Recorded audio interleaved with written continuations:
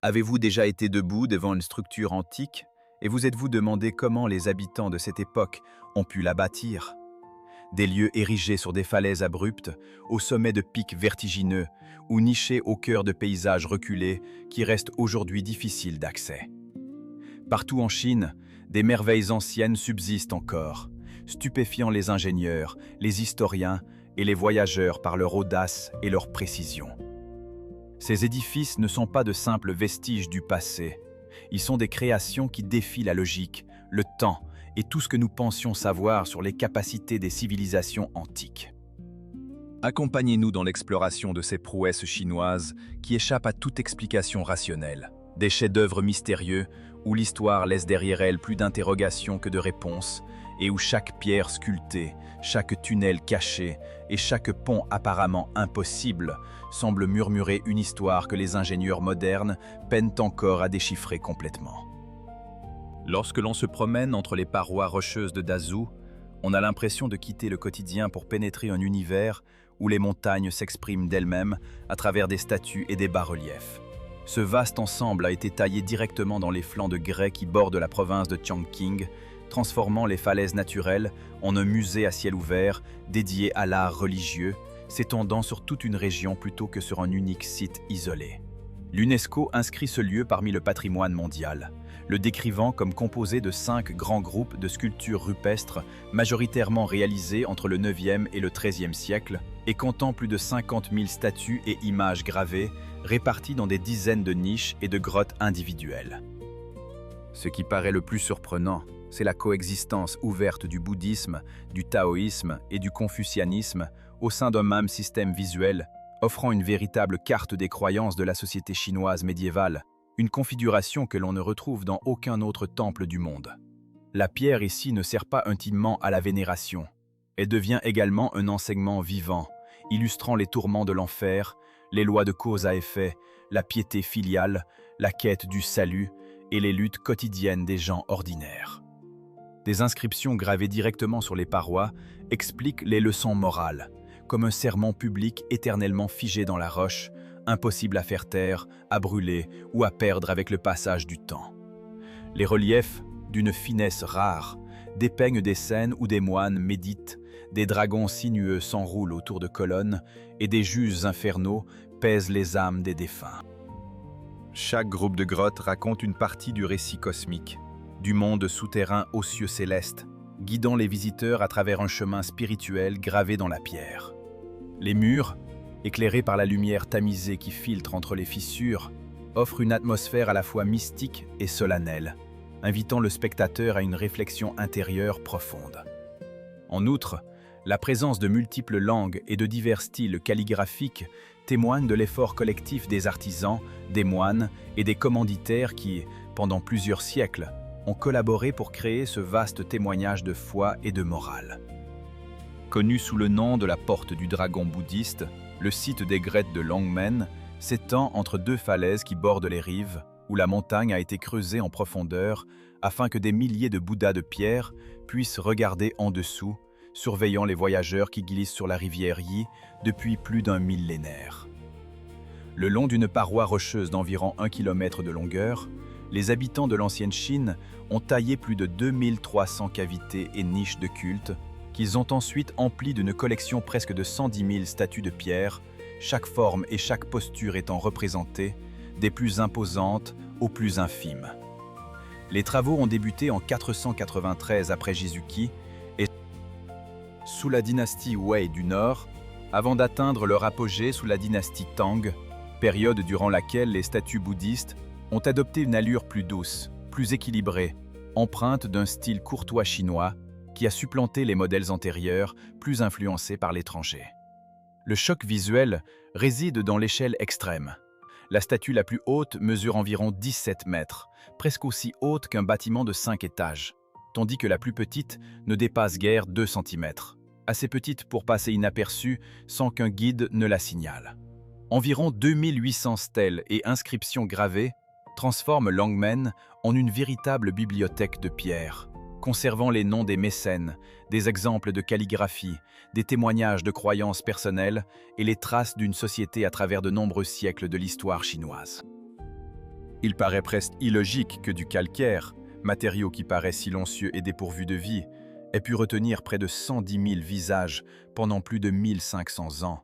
métamorphosant la montagne en une mémoire vivante du bouddhisme, du pouvoir impérial et de l'art chinois, le tout simultanément.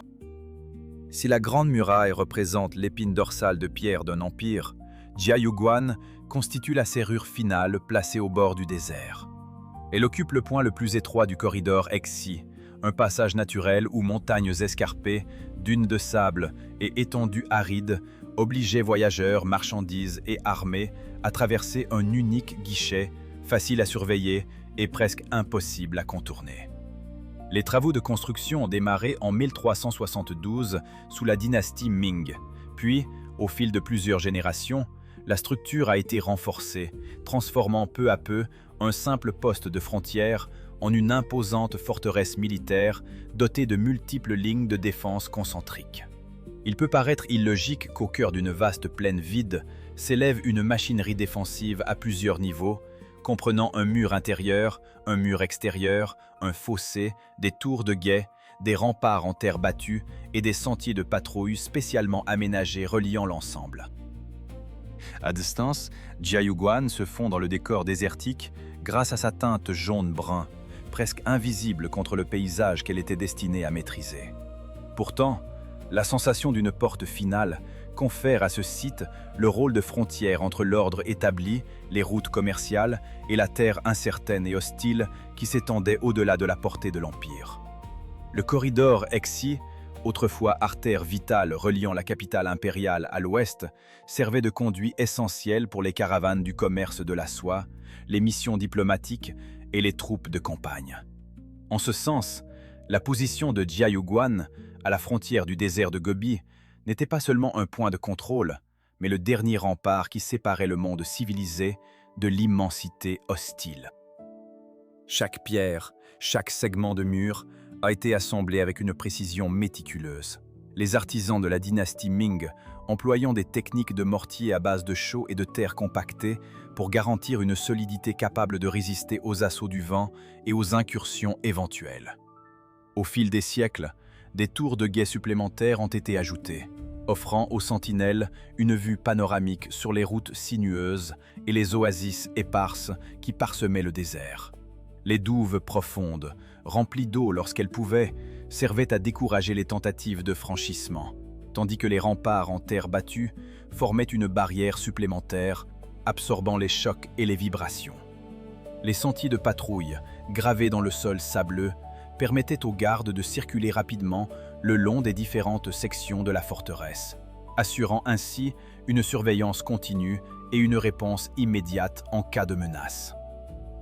Aujourd'hui, lorsque l'on observe Jiayuguan depuis les hauteurs, son apparence se confond avec les teintes chaudes du désert, mais la silhouette imposante de ses remparts et de ses tours rappelle silencieusement le rôle crucial qu'elle a joué dans la protection des routes commerciales et dans la délimitation de la frontière entre la civilisation et l'inconnu. La présence de Jiayuguan a également influencé la culture locale, inspirant poèmes et légendes racontant les gardiens qui veillaient nuit et jour, les batailles silencieuses entre le vent du désert et les murs de pierre. Les vestiges aujourd'hui visibles témoignent de la détermination de la dynastie Ming à protéger ses frontières, rappelant aux visiteurs modernes la fragilité du contrôle humain face à l'immensité du désert. Dans la province de Shaanxi, une falaise de grès jaune-gris a été sculptée en un vaste univers bouddhiste, comme si la montagne entière ouvrait des milliers d'yeux pour scruter les humains qui passent en contrebas.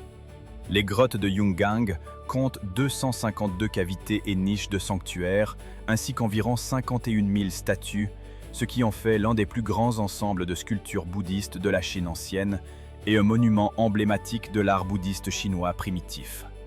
Le choix du grès jaune-gris, matériau souple et facilement travaillable, a permis aux artisans de façonner des reliefs d'une finesse exceptionnelle, où chaque ride du visage du Bouddha raconte une histoire millénaire.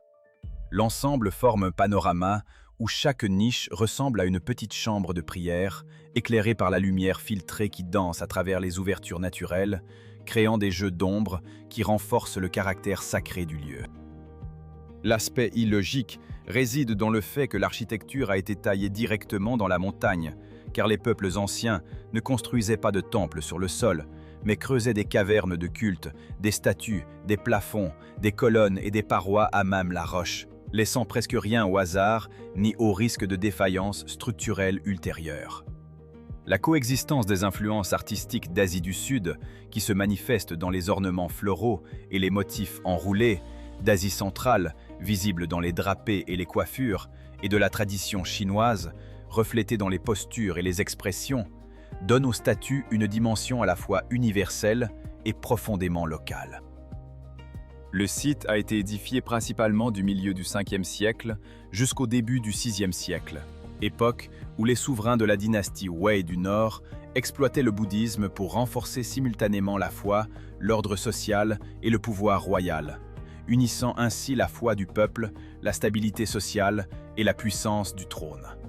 Le grès tendre expose les œuvres à une détérioration constante. Le souffle du vent sec soulève la poussière qui s'incruste dans les fissures. Les pluies sporadiques introduisent des agents chimiques qui accélèrent la désagrégation, tandis que la pollution atmosphérique ajoute des composés corrosifs qui altèrent la surface des statues. La présence d'humidité saisonnière favorise la formation de micro-fissures qui s'élargissent progressivement, menaçant la pérennité de ces sculptures de plus de 1500 ans. Les équipes de conservation, conscientes de cette fragilité, ont mis en place un suivi continu grâce à des scanners tridimensionnels qui cartographient chaque millimètre de la roche et à des analyses spectroscopiques qui identifient les altérations chimiques. Ces données permettent d'appliquer des traitements de consolidation précis, de stabiliser les zones les plus vulnérables et de contrôler l'impact des conditions climatiques. Ainsi, la préservation de ce site unique devient une course contre le temps, où chaque intervention doit être soigneusement calibrée pour protéger le patrimoine tout en respectant l'intégrité artistique du monument. Connus sous le nom de forteresse en terre des clans Hakka, les Toulous du Fujian représentent un style architectural à la fois rustique et impressionnant, niché au cœur des montagnes escarpées et des forêts denses de la province du Fujian. L'UNESCO reconnaît officiellement ce système comme englobant 46 constructions édifiées du XVe siècle jusqu'au XXe siècle, réparties sur approximativement 120 km² de campagnes vallonnées et ondulées. Ce qui paraît paradoxal, c'est que les bâtisseurs de l'époque employaient de la terre battue, du bambou, du bois, de la pierre de rivière, du sable et de la chaux pour ériger des édifices à plusieurs étages d'une solidité comparable à celle des forteresses, alors même qu'un climat de montagne humide aurait normalement détérioré ces matériaux en quelques décennies seulement. Les murs extérieurs peuvent atteindre une épaisseur d'1,50 m et s'élever à une hauteur d'environ 18 mètres, ne comportant qu'une unique porte principale, tandis que les fenêtres ne s'ouvrent qu'aux étages supérieurs. Un choix de conception purement destiné à améliorer la défense contre les raids et les incursions. Chaque Toulou peut accueillir jusqu'à 800 personnes appartenant au même clan, fonctionnant comme un village clos complet, doté de salons spacieux, de pièces de stockage, de puits communs, de cours partagés et d'espaces rituels dédiés au culte des ancêtres, assurant ainsi la cohésion sociale et la continuité des traditions familiales. Vue du ciel, la silhouette de ces structures rappelle d'anciens disques volants posés au milieu des rizières, des collines de thé et des forêts de bambou. Elles apparaissent scellées et froides comme des forteresses à l'extérieur, mais à l'intérieur, elles sont baignées de lumière, de bois chaleureux et d'une vie multigénérationnelle vibrante où chaque génération cohabite harmonieusement sous le même toit protecteur. Érigé à une hauteur d'environ 61 mètres, le grand Bouddha de l'Eshan impose une impression de petitesse aux visiteurs qui se tiennent au pied de ces imposantes pierres, éclipsées par une silhouette géante assise, taillée directement dans le flanc de la montagne. Situé dans la province du Sichuan, en Chine, le Bouddha domine le paysage et veille sur la confluence des rivières Dadu et Min, jadis redoutées par les embarcations et dangereuses pour les habitants riverains. Le chantier débuta en 713 après Jésus-Christ et ne s'acheva qu'en 803 après Jésus-Christ, s'étalant sur près de 90 ans sous l'impulsion du moine Hai Tong, qui ne vécut pas assez longtemps pour contempler l'achèvement de son rêve. Il paraît paradoxal que les constructeurs n'aient pas érigé la statue sur le sol, mais qu'ils aient plutôt libéré la tête, les épaules, les bras, le corps et les jambes du Bouddha directement à partir de la falaise, sculptant vers le bas et l'extérieur plutôt que vers le haut. À l'intérieur de la statue se dissimule un système de drainage secret, des conduits parcourant les cheveux, le col, le torse et l'arrière des oreilles, destinés à évacuer l'eau de pluie et à empêcher la pénétration du sable tendre au fil des siècles. Ces gouttières, ingénieusement dissimulées, ont permis à la structure de résister aux pluies monsoniques pendant plus d'un millénaire. Les épaules, d'une largeur d'environ 28 mètres, et les doigts, d'une longueur d'environ 8,2 mètres, confèrent à l'Eshan le pouvoir de rendre tangible le vieux proverbe « La montagne est le Bouddha est la montagne ». Une sensation palpable pour quiconque se tient au pied de la statue. Les proportions colossales de la statue créent une perspective vertigineuse, où chaque pas vers le bas accentue le sentiment de grandeur. Cette impression renforce le lien mystique entre la nature et la spiritualité, rappelant aux visiteurs la puissance transcendante de la foi bouddhiste. Au cœur du désert aride du Gobi, le monastère de Mogao s'élève tel une gigantesque ruche de pierre, renfermant en ses parois l'ensemble de l'Asie ancienne. Dès 366 après Jésus-Christ, des moines bouddhistes commencèrent à sculpter les premières cavernes dans la roche, transformant cet environnement désertique en un centre de pèlerinage qui dura plus d'1 600 ans et attira des visiteurs provenant de toute la route de la soie. Selon l'UNESCO, 492 grottes préservées subsistent encore, couvrant près de 45 000 mètres carrés de fresques murales et abritant plus de 2000 statues peintes, toutes confinées dans une section relativement étroite de la paroi escarpée. Le contraste le plus saisissant réside dans le fait qu'à l'extérieur ne subsiste que roches nues et soleil brûlant du désert, tandis qu'à l'intérieur, les murs sont recouverts de Bouddha, de bodhisattvas, d'êtres célestes, de mythes et de récits religieux rendus dans des couleurs vives qui restent encore lisibles. Les fresques, réalisées par des artistes itinérants, illustrent des scènes tirées des sutras, des légendes locales et des représentations cosmologiques, témoignant d'une synthèse unique entre l'esthétique indienne, chinoise et centrale. Les statues, sculptées dans le sable de la roche calcaire, affichent des postures gracieuses et des expressions sereines, témoignant de l'évolution stylistique sur plusieurs siècles. Mogao fut jadis un point de convergence majeur de la route de la soie, où marchands, moines, pèlerins et peuples de multiples cultures laissèrent leurs traces à travers peintures, statues, écrits et rituels qui mêlaient des influences provenant de toute la contrée. Les voyageurs qui traversaient la route solidaire des caravanes pouvaient ainsi s'abreuver non seulement d'eau et de marchandises, mais aussi de connaissances spirituelles, grâce aux inscriptions gravées sur les parois. En 1900, la découverte d'une salle scellée révéla plus de 50 000 manuscrits et artefacts, faisant de Mogao la preuve vivante d'une Asie ancienne, étroitement liée à travers le désert, bien avant que l'on envisage que des caravanes puissent transporter des idées aussi loin que des marchandises.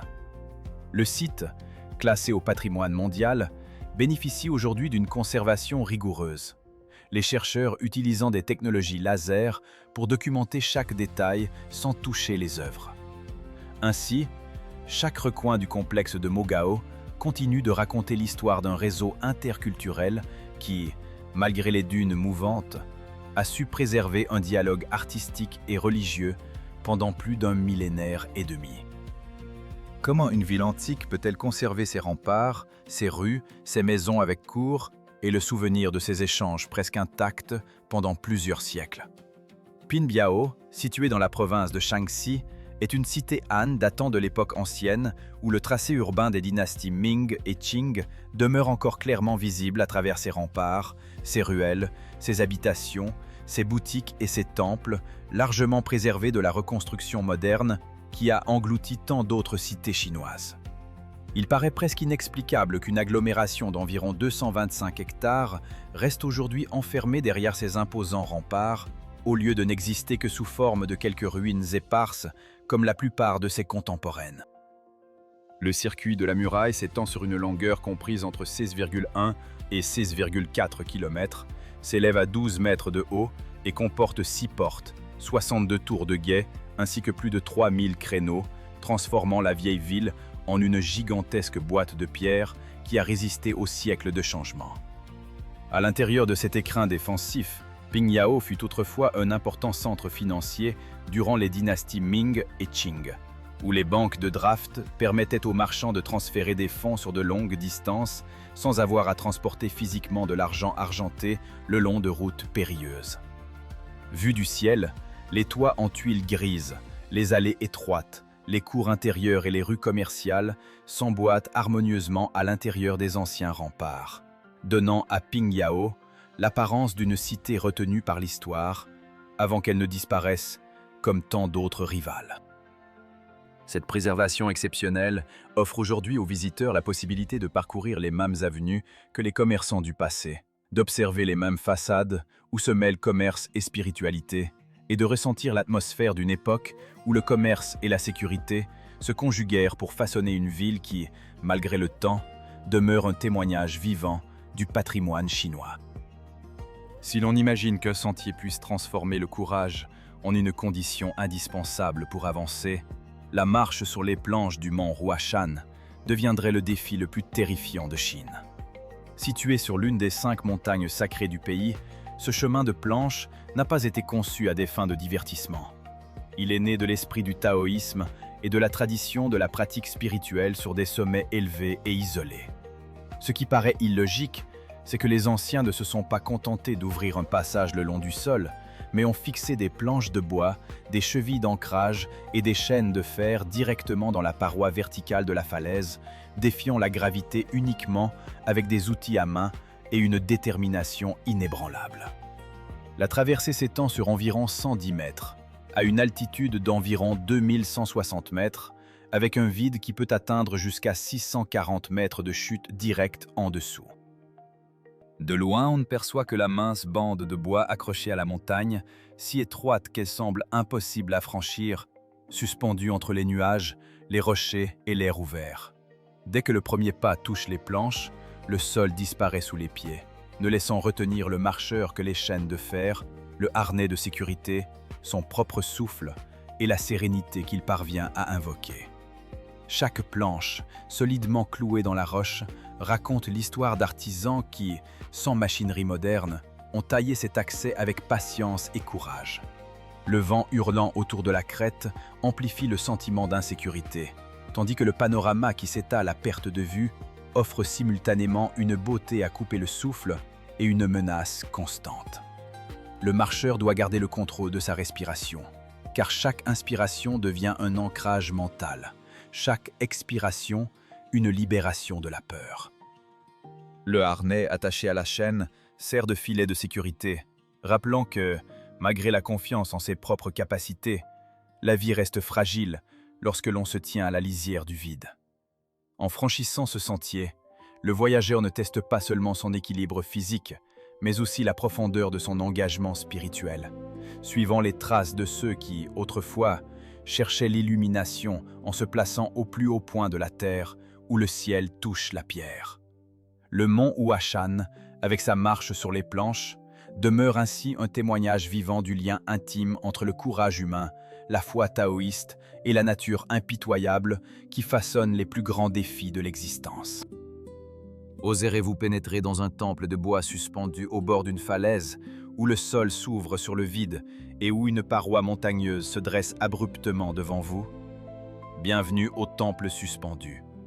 Une construction perchée à environ 50 à 67 mètres du sommet de la roche, faisant paraître ses salles et ses couloirs comme flottant entre le massif, le vent et l'abîme. Les archives indiquent que l'édifice aurait été édifié en 481 après Jésus-Christ et il a défié le temps pendant plus d'1 500 ans, résistant aux assauts du vent, de la neige, de la pluie, du soleil et même aux rares secousses sismiques qui ébranlent la région.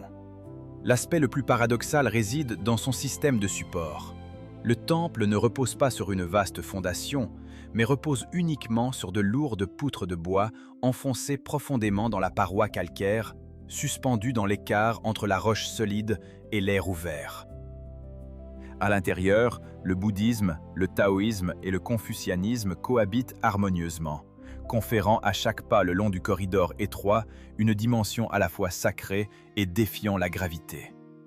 Le silence qui y règne est interrompu seulement par le sifflement du vent qui glisse entre les piliers, créant une ambiance presque mystique. Chaque poutre, usée par les siècles, raconte l'histoire d'artisans qui ont défié la gravité en sculptant le bois pour qu'il s'accroche à la roche, transformant la falaise en un véritable miracle architectural. Imaginez-vous marchant sur ces allées étroites, parfois vacillantes, où chaque instant semble mettre à l'épreuve votre équilibre et votre courage. Les visiteurs qui osent s'aventurer à l'intérieur ressentent une sensation d'étrangeté, comme si le temps s'était arrêté au milieu de la montagne, et la lumière filtrée à travers les ouvertures dévoile des jeux d'ombre qui accentuent le caractère énigmatique du lieu. Si l'on vous offrait un billet gratuit pour explorer ces hauteurs vertigineuses, accepteriez-vous de gravir ces passages précaires? Réfléchissez à la bravoure nécessaire et partagez votre décision dans les commentaires si vous pensez être assez audacieux pour tenter l'expérience. Autrefois cité animée située le long d'une ancienne route commerciale, Diaohe n'est aujourd'hui plus qu'un amas de terre sèche, des vestiges d'un mur effondré et le silence infini du désert qui l'enveloppe de tous les côtés. Ce qui paraît paradoxal, c'est que les habitants de l'époque ont littéralement creusé la ville dans le plateau même, sculptant rues, quartiers résidentiels, remparts et édifices directement dans le sol, au lieu d'ériger des constructions sur une plaine plane. Des falaises d'une hauteur d'environ 30 mètres entouraient le plateau, constituant des remparts naturels qui permettaient à Diaohe de se défendre grâce à de profondes ravines plutôt qu'à d'imposantes fortifications artificielles. Vue du ciel, la cité s'étend sur environ 1 km 650, avec une largeur maximale d'environ 300 mètres, formant un véritable labyrinthe de terre où se mêlent ruelles sinueuses, murs effondrés et fondations d'anciennes habitations encore perceptibles aujourd'hui. Située dans la région de l'actuelle province du Xinjiang, la ville occupait une position stratégique entre les caravanes qui transportaient la soie, les épices et les métaux précieux depuis la Chine vers l'Asie centrale. Le réseau de canaux souterrains, découvert par des fouilles récentes, révèle un système d'approvisionnement en eau ingénieux qui permettait aux habitants de survivre aux étés arides. Les remparts naturels, taillés dans le rocher, offraient une protection supplémentaire contre les invasions, et les ravines profondes servaient de barrières impraticables pour les armées ennemies. La puissance mélancolique de Diaohe réside dans la sensation qu'une métropole jadis foisonnante de commerce, d'activités militaires et de vie quotidienne s'est muée en un fossile silencieux sous le soleil impitoyable du désert, ne subsistant que sous la forme d'une silhouette gravée dans le paysage. Les arches de pierre encore visibles témoignent de l'ingéniosité architecturale de ces bâtisseurs qui, sans recours à de grandes constructions en briques, ont modelé la ville à même la terre, tandis que le vent du désert soulève des grains de sable qui couvrent lentement les secrets de cette cité souterraine. Le château ancien de Jiangbi est connu comme la forteresse souterraine située sous un village millénaire de la province du Shaanxi. Là, les vieilles maisons, les murs de terre et les tunnels cachés forment un mystère si glaçant qu'il suffit d'y pénétrer pour ressentir un frisson parcourir la peau. En surface, le site ressemble à un village ancien entouré de remparts, avec ses portes, ses routes pavées de pierre, ses habitations modestes et ses temples regroupés de façon ordinaire, sans aucune particularité visible. Ce qui paraît illogique, c'est qu'en dessous de cette couche de quotidienneté se cache un réseau militaire à plusieurs niveaux, constitué de tunnels conçus pour dissimuler des troupes, permettre une retraite sécurisée, préparer des embuscades et résister à de longs sièges sans jamais être détectés depuis la surface. Le relief du lieu rendait Xiangbi facile à défendre et difficile à attaquer.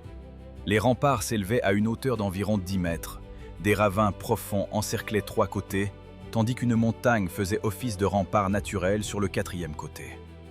Ce qui rend Xiangbi si inquiétant, c'est la pensée que, juste sous ces toits simples et ces routes tranquilles,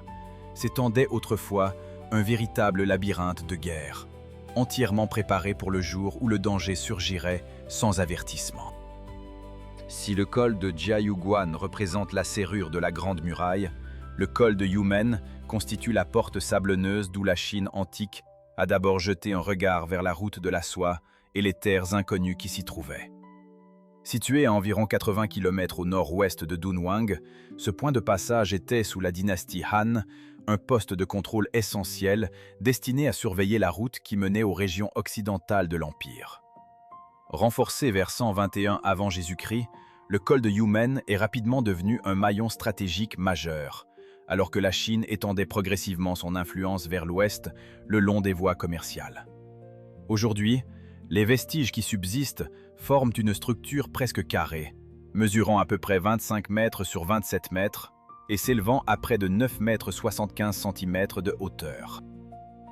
Cette construction, réalisée avec la technique du terreau compacté propre à l'époque Han, témoigne de la capacité de ce type d'ingénierie à résister pendant plus de 2000 ans aux vents violents et au sable qui s'y déverse sans relâche. Le site, bien que partiellement érodé, conserve encore des traces de ces murs d'enceinte et des fondations qui illustrent l'ingéniosité des bâtisseurs Han.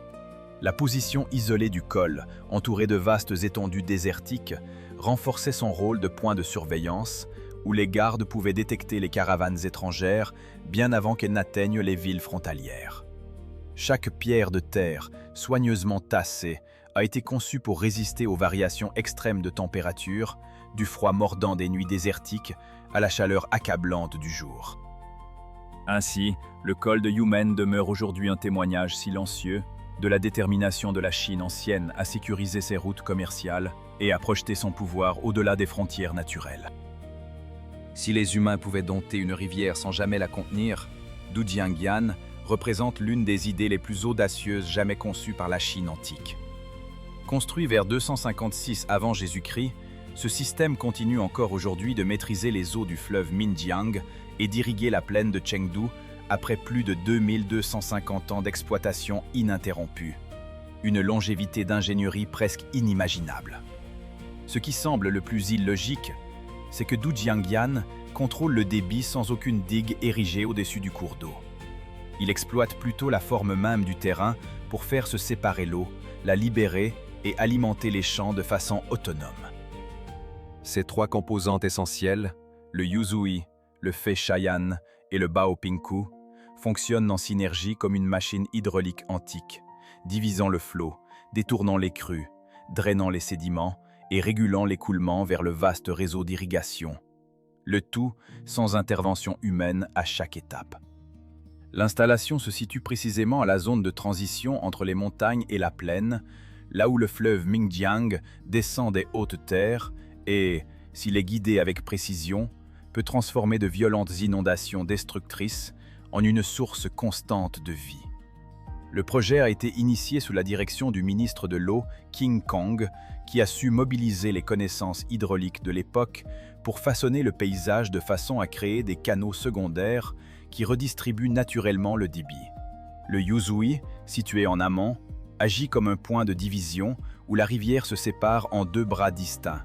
l'un destiné à l'irrigation et l'autre à l'écoulement naturel. Le Feishayan,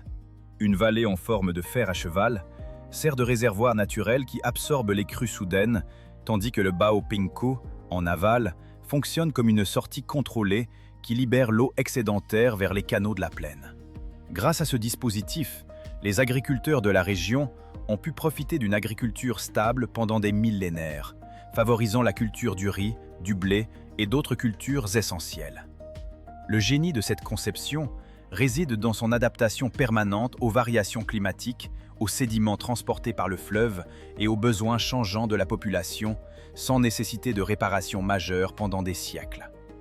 L'UNESCO indique aujourd'hui que le système irrigue approximativement 668 000 hectares de terres agricoles, démontrant ainsi que la sagesse ancienne ne réside pas toujours dans la suppression brutale de la nature, mais dans la compréhension patiente du fonctionnement intrinsèque de celle-ci.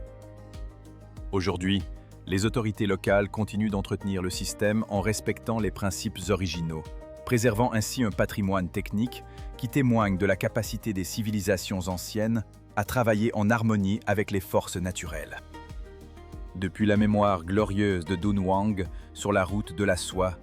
la cité ancienne de Dunhuang recrée l'apparence d'une ville frontière parmi le vent et le sable, bien que cela ne corresponde pas tout à fait à ce que la plupart des visiteurs imaginent au premier abord. En réalité, ce lieu n'est pas une véritable cité antique, mais un décor cinématographique érigé en 1987, spécifiquement pour restituer l'atmosphère du vieux Dunhuang dans les productions cinématographiques et télévisuelles. Il se situe à environ 25 km au sud-ouest de Dunhuang, suffisamment proche du centre touristique moderne, tout en conservant encore la sensation solitaire d'un véritable poste avancé au cœur du désert de Gobi. Ce qui séduit le plus, c'est ce sentiment d'une présence à la fois factice et authentique. Les murs de terre jaune, les grandes portes, les toits en bois courbés et le sol désertique, conférant au site l'apparence d'une forteresse ancienne ramenée à la vie de façon convaincante. Chaque pierre, chaque arche a été soigneusement choisie pour évoquer la patine du temps, et les façades, peintes dans des tons ocre, reflètent la lumière du soleil couchant, accentuant le contraste entre l'immensité du désert et la densité des constructions. Les visiteurs, en arpentant les ruelles sinueuses, entendent parfois le souffle du vent qui s'engouffre entre les colonnes, rappelant les caravanserais d'autrefois où les caravanes de chameaux s'arrêtaient pour se reposer. Son architecture ne reproduit aucun site historique précis, mais imagine plutôt une ville entière dans le style de la route de la soie, avec ses portes de ville, ses ruelles et ses tours, conçues uniquement pour l'ambiance. Bien qu'elle n'ait été construite qu'en 1987, la cité ancienne de Dunhuang transforme la mémoire en images vives, permettant aux visiteurs d'imaginer les marchands, les envoyés, les soldats et les multiples groupes de personnes qui, des siècles auparavant, traversaient réellement le Dunhuang historique. Le décor, bien qu'étant un produit de la fin du siècle dernier, conserve une authenticité surprenante grâce à la rigueur des artisans qui ont reproduit les techniques de construction traditionnelles, y compris les toits en bois incurvés et les portes monumentales. Cette double nature, à la fois mise en scène et témoignage vivant, permet à chaque visiteur de se sentir transporté dans une époque où les échanges culturels bordaient les routes poussiéreuses, où les ambassadeurs et les commerçants croisaient leur destin sous le même ciel d'azur. En abandonnant les symboles du pouvoir, Sanxingdui surgit comme l'écho d'une ancienne civilisation Shu que l'histoire avait presque entièrement oubliée avant l'intervention des archéologues. Le site s'étend sur environ 6 km², avec un cœur de ville antique d'environ 3,6 km², ce qui montre clairement qu'il s'agissait d'une cité cérémonielle planifiée et non d'un simple amas d'habitations dispersées. L'aspect le plus déroutant réside dans son système de symboles étrangers, où des masques en bronze aux yeux proéminents, des oreilles surdimensionnées, des figures humaines anormalement hautes, des arbres sacrés, des sceptres d'or, de l'ivoire et du jade apparaissent simultanément dans des combinaisons jamais observées dans l'art chinois primitif. Les 2 fosses sacrificielles découvertes en 1986 ont provoqué une sensation immédiate, car elles renfermaient plus de 6000 objets précieux, révélant ainsi l'image d'un centre de forge du bronze puissant dans le sud-ouest de la Chine, jusque-là presque inconnu.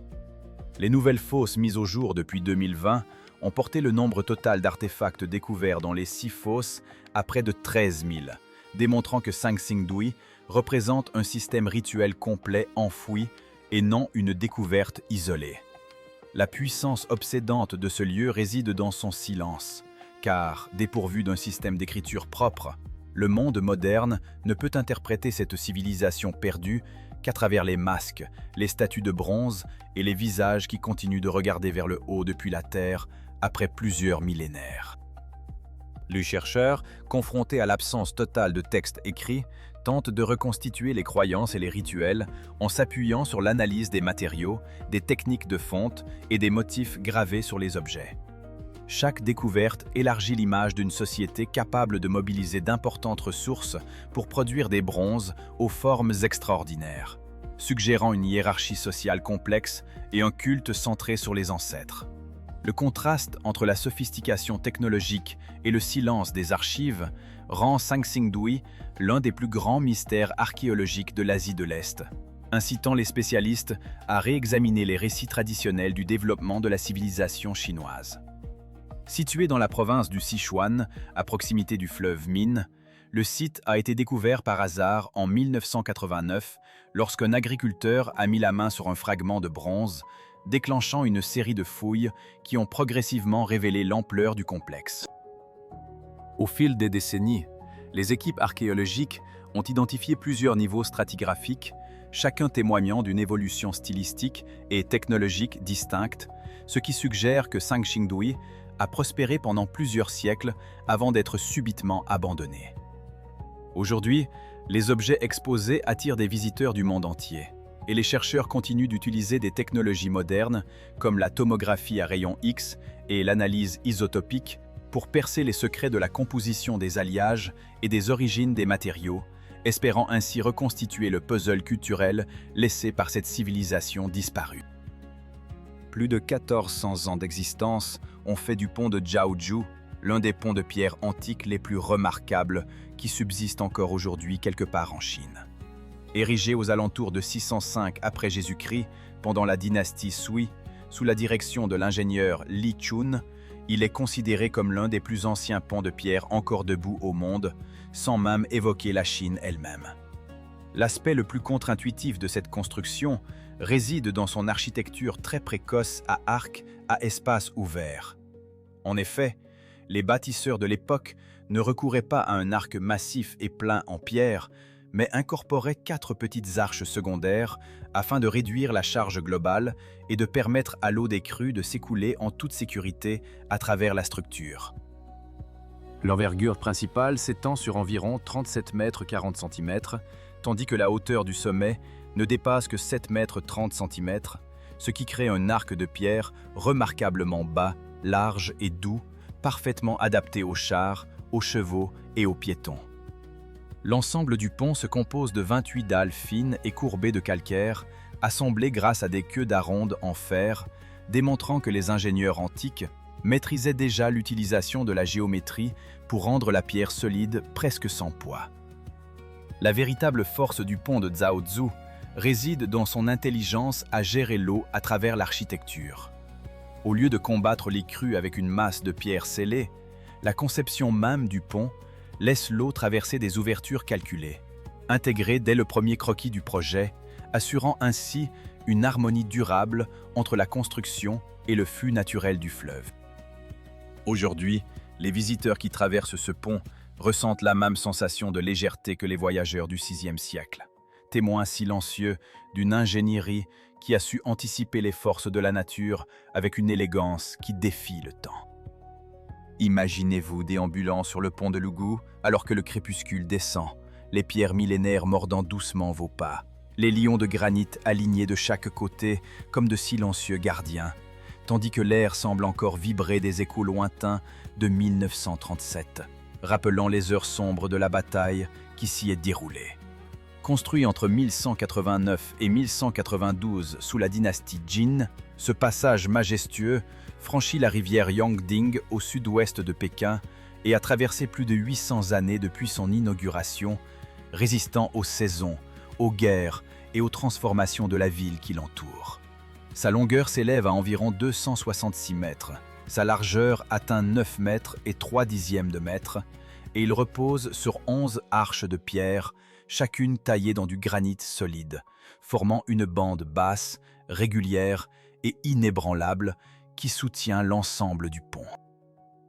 Le détail qui fascine le plus les visiteurs réside dans les centaines de lions de pierre sculptés le long des garde-corps. De nombreuses statues imposantes dissimulent habilement de plus petits lions sur leur tête, leur dos, leur ventre ou même leurs pattes, rendant impossible toute tentative de dénombrement exact, chaque observateur voyant un nombre différent de ces créatures cachées. L'Occident a baptisé ce lieu le pont Marco Polo, car le célèbre voyageur vénitien, lors de ses périples à travers la Chine, l'a décrit comme un pont de pierre à la fois d'une beauté remarquable et d'une rareté exceptionnelle. Ainsi, le pont de Lugu ne constitue pas seulement une merveille architecturale millénaire qui persiste au cœur de la Pékin contemporaine, mais il incarne aussi un carrefour où l'histoire, la mémoire collective et le symbolisme national se conjuguent sur chaque dalle de pierre, Chaque pierre raconte une partie du passé et invitant les passants à ressentir le poids du temps. Appelée la cité de jade sous la boue et l'eau, Liangzhou est un site où une civilisation de plus de 5000 ans continue de briller sous la surface, ayant prospéré entre approximativement 3300 et 2300 avant Jésus-Christ. Dès cette époque, le lieu dévoilait déjà des signes évidents d'un premier État régional, doté d'une ville structurée, d'une élite distincte et de pratiques rituelles unifiées, partagées par l'ensemble de la communauté environnante. Ce qui paraît le plus incroyable, c'est qu'une société néolithique maîtrisait déjà la gestion de l'eau à grande échelle, construisant des barrages, des canaux, des douves et des marais contrôlés, afin de sculpter son environnement des siècles avant l'apparition de systèmes comparables ailleurs. Les ingénieurs de Liangzhou concevaient des réseaux de retenue d'eau capables de stocker d'importantes quantités, créant ainsi des réservoirs artificiels qui régulaient le niveau des rivières et protégeaient les cultures de riz contre les crues imprévues. Ce réseau hydraulique ne servait pas uniquement à prévenir les inondations. Il régulait également la culture du riz, facilitait le transport, assurait la subsistance et consolidait le pouvoir politique dans une société qui, curieusement, ne possédait pas de système d'écriture clairement identifié. Le site du patrimoine de Liangzhou s'étend sur environ 1434 hectares, entouré d'une zone tampon dépassant 9998 hectares, formant ainsi un paysage archéologique complet tissé d'éléments terrestres, d'eau et de rizières. La présence du jade, matériau précieux et symbolique, témoigne d'une culture raffinée où les objets rituels, sculptés avec une précision exceptionnelle, étaient réservés à une élite dirigeante et jouaient un rôle central dans les cérémonies destinées à assurer la prospérité et l'harmonie entre les hommes et les forces naturelles. L'aura énigmatique de Liangzhou réside dans le fait que le pouvoir ne s'exprime pas à travers d'immenses blocs de pierre, mais à travers les fondations de palais, des tombes hiérarchisées et des objets rituels en jade qui reposent encore silencieusement sous la boue, attendant d'être décryptés. Dans les montagnes et les forêts du Sichuan, le mont Qingcheng se dresse tel un vaste complexe taoïste, recouvert de verdure par d'anciens arbres, une légère brume et des toits de temples à demi cachés dans le paysage. Selon les archives de l'UNESCO, c'est en l'an 142 après Jésus-Christ que Zhang Lingling y a fondé les enseignements taoïstes, faisant de Qingcheng l'une des plus importantes berceaux du taoïsme organisé chinois. L'étrange merveille de cet endroit ne réside pas dans son immense envergure, mais dans le fait qu'une montagne boisée ait pu occuper un rôle central dans la pensée, le rituel et l'identité religieuse pendant près de 2000 ans sans jamais perdre son autorité spirituelle. Le nom Qingcheng signifie « ville verte », ce qui correspond parfaitement à un décor de forêt, de bambous, d'arbres millénaires et de toits de temples dissimulés dans un feuillage dense. Les temples taoïstes se sont développés ici au cours de nombreuses ères historiques, notamment à partir des dynasties Jin et Tang, donnant à l'ensemble du mont l'apparence d'un véritable terrain vivant de pratiques taoïstes plutôt que d'un simple monument statique. La puissance de Qingcheng réside dans la sensation que la forêt verte engloutit lentement l'architecture, où les toits en tuiles incurvées, les portes en bois et les marches de pierre n'apparaissent qu'en fragments parmi les arbres, la brume et les rochers humides.